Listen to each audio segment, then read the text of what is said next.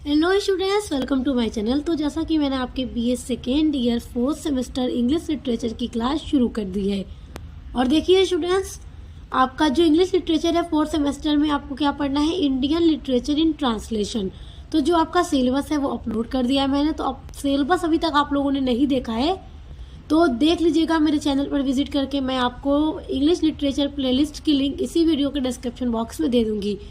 तो देखिए आपका यूनिट नंबर 1 मैंने शुरू कर दिया है और यूनिट नंबर 1 है आपका इंट्रोड्यूसिंग ट्रांसलेशन, यानी इंट्रोडक्शन ऑफ ट्रांसलेशन। आपको ट्रांसलेशन का इंट्रोडक्शन पढ़ना है। तो उस पर एक वीडियो मैंने अपलोड कर दी है जिसमें origin and meaning of translation हमने पढ़ लिया है। और दूसरा टॉपिक है आपका a brief history and significance of translation. तो ए ब्रीफ हिस्ट्री, ट्रांसलेशन की हिस्ट्री पढ़ना था तो उसको हमने दूसरी वीडियो में कवर कर लिया। और significance of translation in a multilinguistic and multi cultural society like India, इस टॉपिक को भी हमने कवर कर लिया।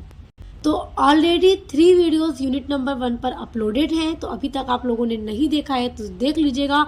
आज का वीडियो यूनिट नंबर 1 का पार्ट 4 है और आज की वीडियो में हम पढ़ेंगे literal translation versus free translation. हम लिटरल ट्रांसलेशन पढ़ेंगे और फ्री ट्रांसलेशन पढ़ेंगे, इन दोनों ट्रांसलेशन को। और इसके बाद आपका यूनिट नंबर 1 पूरा कंप्लीट हो जाएगा। फिर यूनिट नंबर 2 स्टार्ट करेंगे। तो चलिए देखते हैं। देखिए, लिटरल ट्रांसलेशन मतलब होता है शाब्दिक अनुवाद। शाब्दिक अनुवाद यानी शब्द दर शब्द अनुवाद, यानी एकदम एक एक वर्ड जो लिखा हुआ है उसको अगर किसी दूसरी लैंग्वेज में ट्रांसलेट करना है तो एकदम वर्ड बाय वर्ड एक एक वर्ड की मीनिंग के साथ ट्रांसलेट करना लिटरल ट्रांसलेशन कहलाता है। Literal translation occurs when text is translated word for word from one language to another। Literal translation यानी शब्द दर शब्द अनुवाद तब घटित होता है जब किसी भी टेक्स्ट को, किसी भी लेख को ट्रांसलेट करना हो, अनुवाद करना हो, तो वर्ड फॉर वर्ड यानी एकदम एक एक शब्द के लिए एक एक शब्द का अनुवाद करना। फ्रॉम वन लैंग्वेज, फ्रॉम यानी से, वन लैंग्वेज एक भाषा से, टू अनदर दूसरी भाषा में। जैसे एग्जांपल ले लीजिए कि किसी भी टेक्स्ट, इंग्लिश में कोई भी टेक्स्ट लिखा हुआ है तो आपको उसे ट्रांसलेट करना है हिंदी में। तो आप लिटरल ट्रांसलेशन किस तरह से करोगे, इंग्लिश में जो लिखा हुआ है तो एक एक वर्ड का आप एग्जैक्ट मतलब वर्ड बाय वर्ड ट्रांसलेट कर दोगे, तो वो क्या है, लिटरल ट्रांसलेशन है। The purpose of the literal translation of A phrase from one language into another, जो पर्पस है, जो उद्देश्य है ऑफ द लिटरल ट्रांसलेशन, शाब्दिक अनुवाद का, ऑफ ए फ्रेज किसी भी वाक्यांश को, फ्रॉम वन लैंग्वेज एक भाषा से, इनटू अनदर दूसरी भाषा में कन्वर्ट कर देना, ट्रांसलेट कर देना। Coining a new term in the target language, और कोई नया शब्द बना देना इन द टारगेट लैंग्वेज, यानी जो लैंग्वेज आपका टारगेट है उस लैंग्वेज में। जैसे इंग्लिश में कोई टेक्स्ट लिखा हुआ है और आप उसको हिंदी में ट्रांसलेट करना चाहते हैं तो इंग्लिश आपका सोर्स लैंग्वेज है और हिंदी आपका टारगेट लैंग्वेज है, क्योंकि आपको इंग्लिश से हिंदी में ट्रांसलेट करना है। Literal translation conveys the meaning of the original text in simple positive words and has a direct meaning. देखिए, जो लिटरल ट्रांसलेशन होता है वो ओरिजिनल टेक्स्ट को शब्द दर शब्द यानी कि एक एक शब्द को बताता है, एक एक शब्द की मीनिंग को बताता है।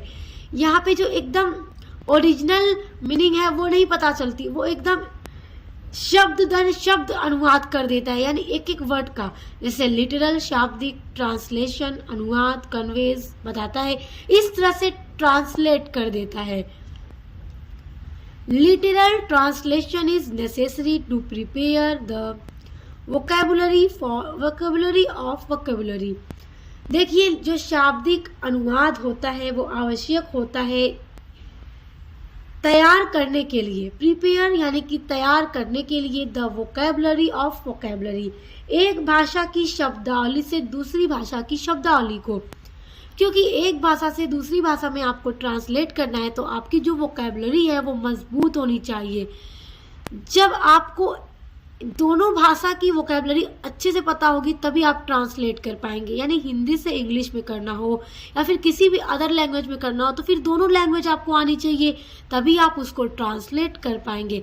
तो इसलिए यहाँ पे जो वोकेबलरी होती है मोस्ट इम्पॉर्टेंट होती है। आप देखिए जो लिटरल ट्रांसलेशन होता है उसके लिए कौन सा वर्ड यूज किया जाता है। देखिए लिटरल ट्रांसलेशन जो होता है इसका मतलब होता है शब्द दर शब्द अनुवाद, यानी कि वर्ड फॉर वर्ड ट्रांसलेशन। एक शब्द का एकदम एक शब्द का अनुवाद करना, तो उसको क्या और कहा जाता है। देखिए literal translation is metaphrase. Literal translation को मेटाफ्रेज कहा जाता है, यानी कि शब्द दर शब्द अनुवाद को मेटाफ्रेज कहा जाता है। And for phrase translation paraphrase. और किसी फ्रेज यानी किसी वाक्यांश को यदि ट्रांसलेट करना है, उसका अनुवाद करना है, तो उसको ट्रांसलेट करने में लिटरल ट्रांसलेशन में वो पैराफ्रेज कहलाएगा। और वर्ड बाय वर्ड ट्रांसलेट को मेटाफ्रेज कहा जाता है और फ्रेज ट्रांसलेशन को पैराफ्रेज कहा जाता है। याद रखिएगा, ऑब्जेक्टिव्स में भी पूछ देता है। और जिनका थ्योरी पेपर होता है, जिनका पूरा सब्जेक्टिव पेपर होता है, तो ये क्वेश्चन पूछ देगा what is literal translation, what do you understand by literal translation, या फिर डिस्कस लिटरल ट्रांसलेशन। किसी भी तरह से क्वेश्चन आपका पूछेगा तो आपका आंसर यही होगा। तो आप चाहें तो स्क्रीनशॉट कर लीजिए, ये नोट्स मैंने आपके लिए ही तैयार किया है। अच्छा, अब यहाँ पर कुछ एग्जाम्पल देखिए लिटरल ट्रांसलेशन के। कैफे, कैफे जो शब्द है हम इसको यूज करते हैं अपने इंग्लिश में, कैफे का यूज करते हैं हम, लेकिन कैफे को हमने कहाँ से लिया है, फ्रेंच लैंग्वेज से, क्योंकि जो कैफे है वो फ्रेंच भाषा का एक शब्द है। उसके अलावा हैमबर्गर, हैमबर्गर जर्मन लैंग्वेज का शब्द है, जर्मन भाषा का, इसको भी हम इंग्लिश में यूज करते हैं। बर्गर, जो आप बर्गर खाते हैं तो उसमें टिक्की का यूज होता है, तो वो क्या है, हैमबर्गर। तो वो हम कहाँ से उसको डिराइव किया, हमने जर्मन भाषा से इस शब्द को लिया हुआ है। उसके अलावा किमची, किमची देखिए कोरियन एक तरह का फूड होता है, बहुत पॉपुलर फूड है वहाँ का। तो किमची को कहाँ से लिया है हमने, कोरियन लैंग्वेज से। तो इस वर्ड को डायरेक्टली हम इस तरह से यूज करते हैं। तो एक तरह का क्या है, लिटरल ट्रांसलेशन का एग्जाम्पल है। अब देखिए literal translation is essential in terms of dictionary preparation, vocabulary of administrative and technical vocabulary etcetera. देखिए जो लिटरल ट्रांसलेशन है यानी जो शब्द दर शब्द अनुवाद है, इज इसेंशियल आवश्यक है in term of dictionary preparation, यानी कि डिक्शनरी को इसकी प्रिपरेशन होनी चाहिए। इसमें लिटरल ट्रांसलेशन में आवश्यक है शब्द को तैयार करना। और देखिए वोकेबलरी ऑफ एडमिनिस्ट्रेटिव, यानी कि प्रशासनिक भाषा की जो शब्दावली होती है वो भी तैयार होनी चाहिए। एंड टेक्निकल वोकेबलरी, इसके अलावा जो तकनीकी शब्दावली है वो भी अच्छे से तैयार होनी चाहिए, क्योंकि इसमें आप कोई भी अपने से बनाकर नहीं लिख सकते। इसमें जो शब्दावली है वही आपको लिखनी होगी, तो इसलिए इसकी वोकेबलरी भी अच्छे से मजबूत होनी चाहिए लिटरल ट्रांसलेशन को करने के लिए। Literal translation refers to the technical translation of scientific. देखिए जो शब्द दर शब्द अनुवाद है वो जाना जाता है टेक्निकल ट्रांसलेशन ऑफ साइंटिफिक, यानी कि तकनीकी अनुवाद, वैज्ञानिक तकनीकी अनुवाद के नाम से, या फिर टेक्निकल और लीगल टेक्स्ट, या फिर जो तकनीकी है वो, और लीगल टेक्स्ट का मतलब होता है कि जो वैधानिक लेख हो या किताब, सच ए ट्रांसलेशन। और ये जो ट्रांसलेशन है लिटरल ट्रांसलेशन, शब्द दर शब्द अनुवाद जो आप करते हैं, सब जो होता है उसको और भी जाना जाता है, इस कॉल्ड लिटरल ट्रांसलेशन और डायरेक्ट ट्रांसलेशन। और इस ट्रांसलेशन को लिटरल ट्रांसलेशन भी कहा जाता है, डायरेक्ट ट्रांसलेशन भी कहा जाता है, क्योंकि यहाँ पर जो एग्जैक्ट मीनिंग होती है उसको ना कह के ओरिजिनल मीनिंग नहीं पता चलती, बस एकदम शब्द दर शब्द अनुवाद हो जाता है। A process also known as loan translation calques. देखिए ये जो प्रोसेस है लिटरल ट्रांसलेशन का, जिसमें वोकैबुलरी मजबूत होनी चाहिए। जिस भी लैंग्वेज में आप ट्रांसलेट कर रहे हैं, किसी भी लैंग्वेज के लिखे हुए लेख को या फिर किसी भी चीज को आप ट्रांसलेट कर रहे हैं यदि लिटरल ट्रांसलेशन में, तो उसमें आपकी जो वोकैबुलरी है, जो आपकी टारगेट लैंग्वेज जिसमें आपको ट्रांसलेशन करना है, तो उसमें आपको उस टारगेट लैंग्वेज की भी वोकेबलरी अच्छे से आनी चाहिए। तो इसलिए ये जो प्रोसेस है, ये जो प्रक्रिया है ट्रांसलेशन की, इसको और भी एक नाम से जाना जाता है लोन ट्रांसलेशन, यानी कि रीड ट्रांसलेशन, रीड अनुवाद। क्योंकि इसमें यदि आप इंग्लिश से हिंदी में ट्रांसलेट कर रहे हैं तो हिंदी की वोकेबलरी आपको आनी चाहिए, तो फिर इंग्लिश की जगह आप उसी हिंदी के शब्दों को रख रख के ट्रांसलेट कर देंगे। तो इसको लोन ट्रांसलेशन को कहा जाता है कॉल्क्स। क्या कहा जाता है? कॉल्क्स कहा जाता है। तो याद रखिएगा। आई होप आप लिटरल ट्रांसलेशन समझ गए होंगे। आइए अब फ्री ट्रांसलेशन पढ़ते हैं। अच्छा, अब देखिए फ्री ट्रांसलेशन। फ्री ट्रांसलेशन जो है वो लिटरल ट्रांसलेशन के पूरी तरह से अपोजिट है। अपोजिट नहीं है, बहुत डिफर है इसमें, मतलब दोनों सेम नहीं है, बहुत डिफर है। इन दोनों के बीच में बहुत सारा अंतर है। तो देखिए फ्री ट्रांसलेशन क्या है। फ्री ट्रांसलेशन को स्वतंत्र अनुवाद कहते हैं हिंदी में, या फिर आप मुक्त अनुवाद भी कह सकते हैं।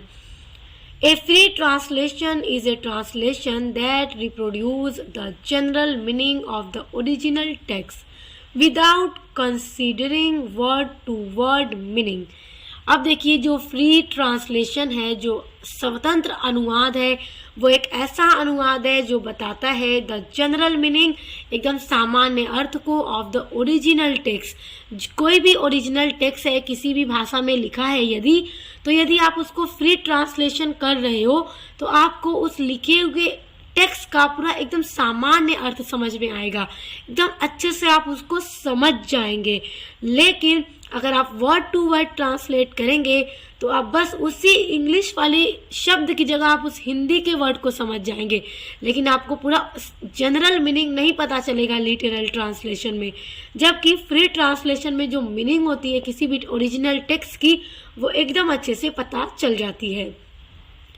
The way of translation of social or cultural reality of the source text to that of the culture of target language is called adaptation। देखिए द वे ऑफ ट्रांसलेशन, ये जो अनुवाद का एक वे है ऑफ सोशल और cultural reality of the source text. यदि कोई भी सामाजिक या सांस्कृतिक चीज को ट्रांसलेट करना है तो वो आपका सोर्स टेक्स्ट है, और आप टारगेट लैंग्वेज में उसको ट्रांसलेट कर रहे हो, जो भी आपकी टारगेट लैंग्वेज है, जिसमें भी आपको किसी भी भाषा के लिखे हुए टेक्स्ट को अनुवाद करना है, तो आपको उस लैंग्वेज की सारी चीज़ें अच्छे से पता होनी चाहिए। तो उसको क्या कहा जाता है? एडेप्टेशन कहा जाता है। तो आप फ्री ट्रांसलेशन को एडेप्टेशन भी कह सकते हैं। Adaptation or free translation is often used when translating poetry, drama and advertising। जो adaptation और free translation है, मुक्त अनुवाद जो है, is often used, प्राय प्रयोग किया जाता है, when जब translating अनुवाद किया जाता है, पोएट्री यानी कविता को, ड्रामा यानी किसी नाटक को, एंड एडवर्टाइजिंग और विज्ञापन के लिए। देखिए जो भी मार्केट की प्रोडक्ट्स है या फिर किसी भी चीज़ का यदि विज्ञापन करना है, मार्केटिंग मटेरियल के किसी भी प्रोडक्ट का, तो उस जगह पे भी फ्री ट्रांसलेशन का यूज़ होता है। तो ज़्यादातर जो यूज़ होता है पोएट्री के ट्रांसलेशन में, ड्रामा के ट्रांसलेशन में एंड एडवर्टाइजिंग के ट्रांसलेशन में इसको यूज़ करते हैं फ्री ट्रांसलेशन को। Free translation is also known as creative translation. जो स्वतंत्र अनुवाद है वो जाना जाता है क्रिएटिव ट्रांसलेशन यानी कि रचनात्मक अनुवाद के नाम से। And it is mainly used in non technical translation, और ये प्राय यूज होता है नॉन टेक्निकल ट्रांसलेशन में, यानी कि गैर तकनीकी अनुवाद में फ्री ट्रांसलेशन यूज होता है। जबकि हमने लिटरल ट्रांसलेशन में क्या देखा कि तकनीकी में भी यूज होता है लिटरल ट्रांसलेशन, जबकि जो फ्री ट्रांसलेशन है वो नॉन टेक्निकल में यूज होता है। फॉर एग्जाम्पल, उदाहरण के लिए ट्रांसलेशन ऑफ लिटरेरी वर्क्स, यानी कि किसी साहित्यिक रचनाओं का यदि अनुवाद करना है तो वहाँ पर फ्री ट्रांसलेशन यूज होता है। एंड मार्केटिंग मटेरियल्स एक्सेट्रा, यानी कि कोई भी बाजार की जो सामग्री है, जैसे कि मैंने आपको अभी यहाँ बताया था ना कि प्रोडक्ट्स एडवर्टाइजिंग के लिए फ्री ट्रांसलेशन का यूज होता है। आगे देखिए, translators must have a very good knowledge of both. जो अनुवादक है, जो अनुवाद करता है, जो अनुवाद करेगा, must have a very good knowledge, उसके पास होना चाहिए बहुत अच्छा ज्ञान ऑफ बोथ, दोनों भाषाओं का। दो भाषाओं का इसलिए कि यदि आपको ट्रांसलेट करना है तो आपको जिस भाषा का ट्रांसलेट करना है उस भाषा का ज्ञान आपको अच्छा होना चाहिए ट्रांसलेटर को, और यदि जिस भाषा में अनुवाद करना है तो उस भाषा का भी ट्रांसलेट अच्छा होना चाहिए। हिंदी से इंग्लिश में ट्रांसलेट करना हो या इंग्लिश से हिंदी में, दोनों अच्छे से पता होना चाहिए ट्रांसलेटर को, क्योंकि देखिए दोनों शब्द अच्छे से पता होंगे तभी तो वो ट्रांसलेट कर पाएगा, वरना नहीं। तो द सोर्स लैंग्वेज कौन हो गई, जिसका अनुवाद करना है। यदि हिंदी में कोई लेख लिखा हुआ है उसको इंग्लिश में अनुवाद करना है तो हिंदी आपका सोर्स लैंग्वेज है। एंड द टारगेट लैंग्वेज आपका इंग्लिश है, क्योंकि हिंदी में लिखा है तो इंग्लिश में अनुवाद करना है। एंड देयर कल्चर्स, और उन लैंग्वेज की, उन भाषाओं की जो संस्कृति है वो भी अच्छे से पता होनी चाहिए।